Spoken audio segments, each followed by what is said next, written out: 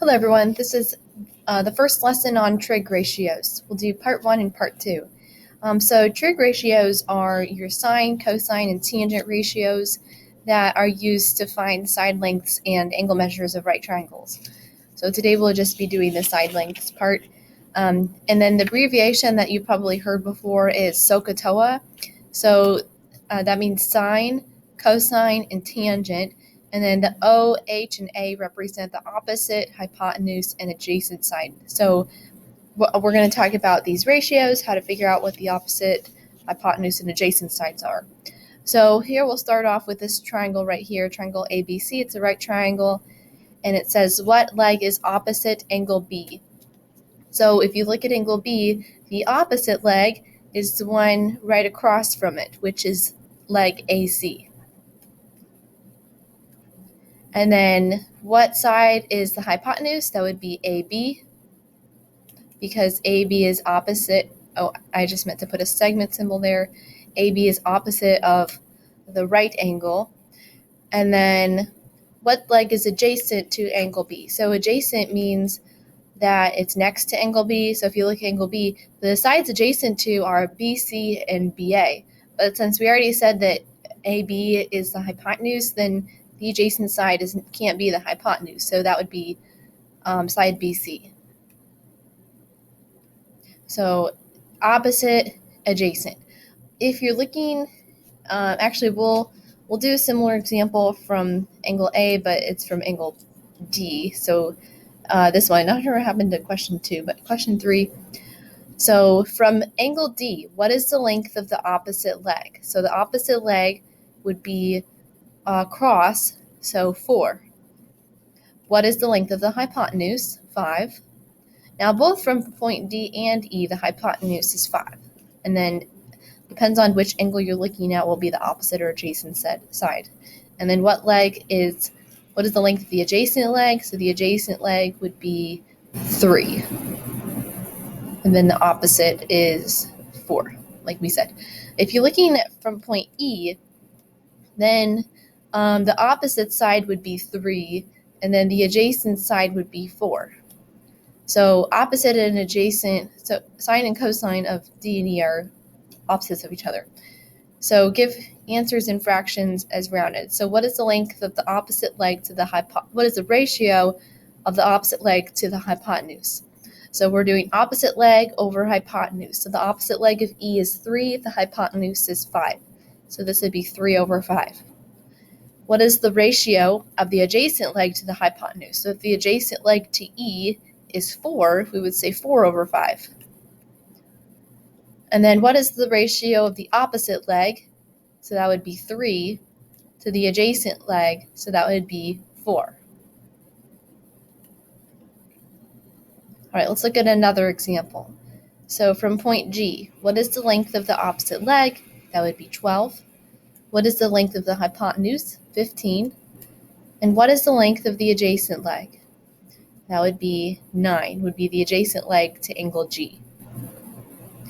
And then now we're doing the ratios from H. So if you look at H, what is the ratio of the opposite leg to the hypotenuse?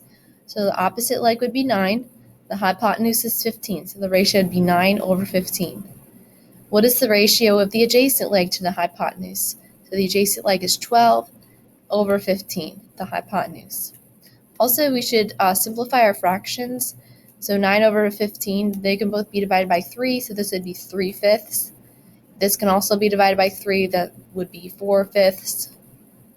And then what is the ratio of the opposite leg to the adjacent leg? So that would be opposite over adjacent is 9 over 12. And that would be 3/4. And so notice these are the same lengths as these up here, because this is a 3, 4, 5 triangle, and this is a 9, 12, 15 triangle, and you just multiplied each side length by 3. So that means the ratios are equivalent. All right, so really what we did here is for the ratios part, we found out the sine, cosine, and tangent. So the sine of an angle is opposite over adjacent. So, SOH. Opposite over hypotenuse. The cosine, which the abbreviation in the acronym is SOHCAH, So AH is adjacent over hypotenuse. So adjacent over hypotenuse. And then the tangent, which has the acronym TOA, is opposite over adjacent. Opposite over adjacent. So in the diagram, the next diagram, you see all the abbreviations for sine, cosine, and tangent. So this is how you would say them. The name, this is the abbreviation. So even though it says cos, you don't pronounce it cos, you pronounce it cosine. And even though it's sin, you pronounce it sine, even though you write it as sin. So this is how you write it, the sine of an angle. So we're not multiplying, it's just like a function. The sine of an angle, cosine of an angle, tangent over an angle, and then opposite over hypotenuse, adjacent over hypotenuse, opposite over adjacent. So as long as you remember the acronym SOHCAHTOA, you'll be able to remember these ratios. Okay, so here, if you're looking at A, this is the adjacent leg, opposite leg, and then hypotenuse. So let's do some practice with actual numbers. I thought I had another diagram here.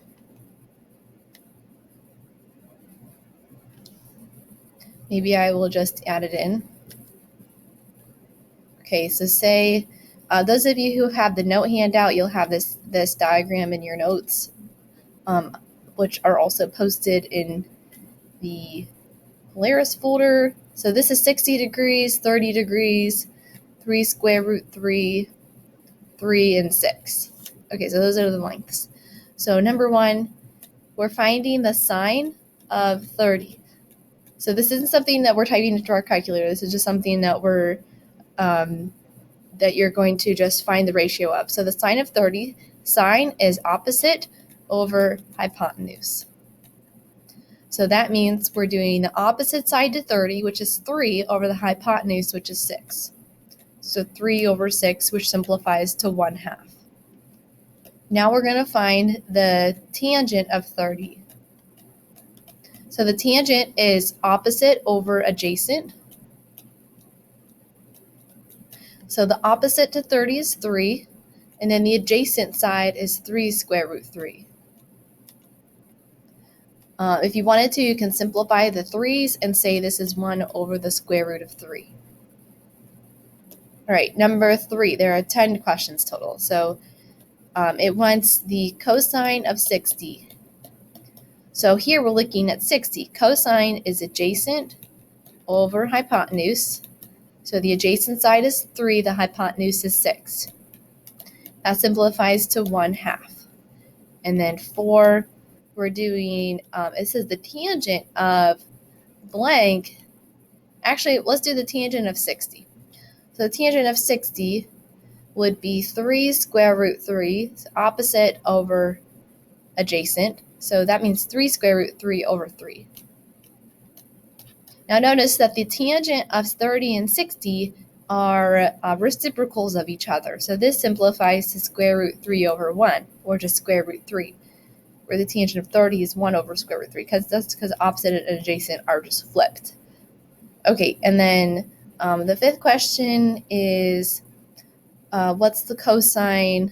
Oh, no, never mind. That's okay. We don't have to do that one. Let me erase this part.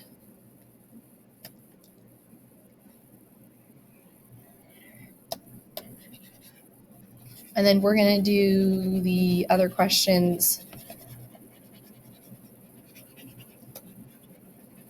Okay.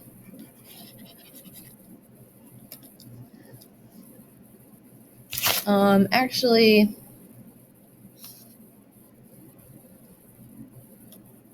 I think we'll be okay for this one. Let's just go to the next question.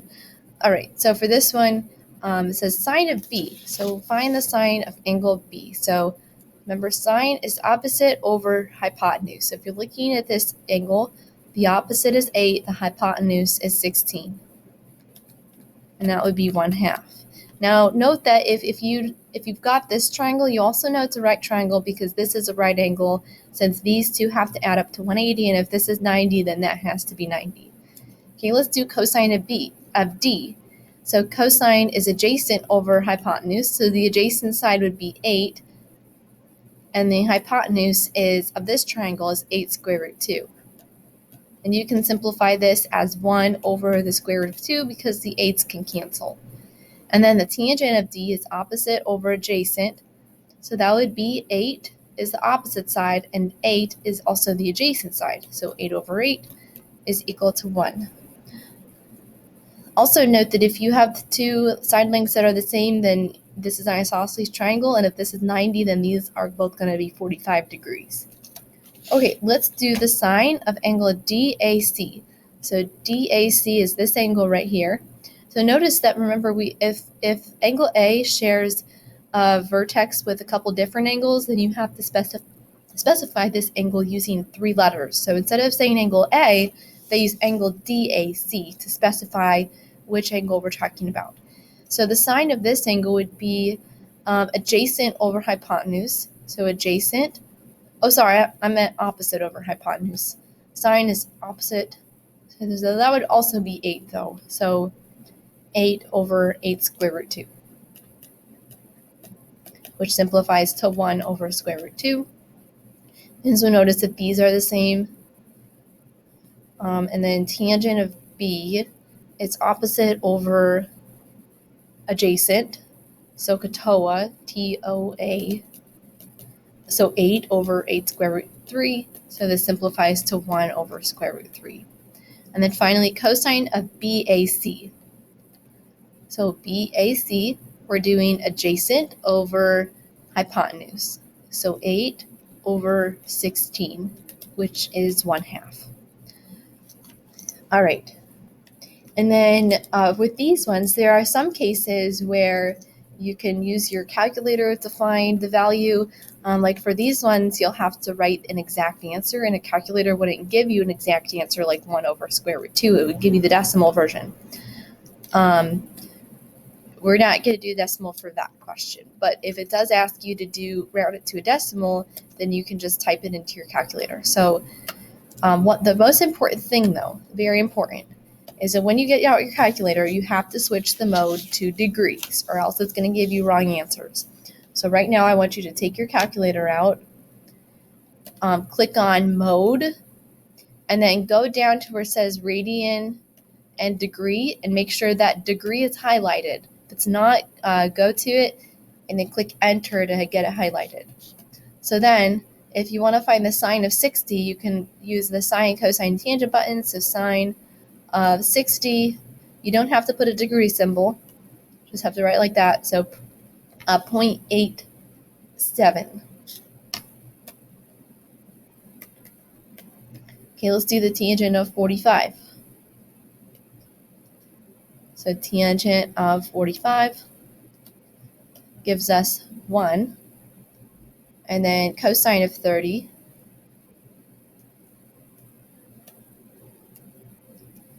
is also 0.87. So notice that the sine of 60 and the cosine of 30, 60 and 30 are complementary, so then the sine and cosine are going to be the same. And then let's do tangent of 52, 1.28. And then the sine of 64 is we can call that 0.90. Okay, so you get the point. Let's go ahead to another question. So this one, find the sine, cosine, and tangent of angles A and B. So let's go ahead and graph this. I'm going to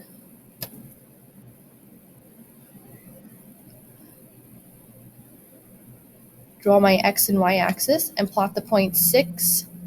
I think that's supposed to be 6, 0. So 1, 2, 3, 4, 5, 6.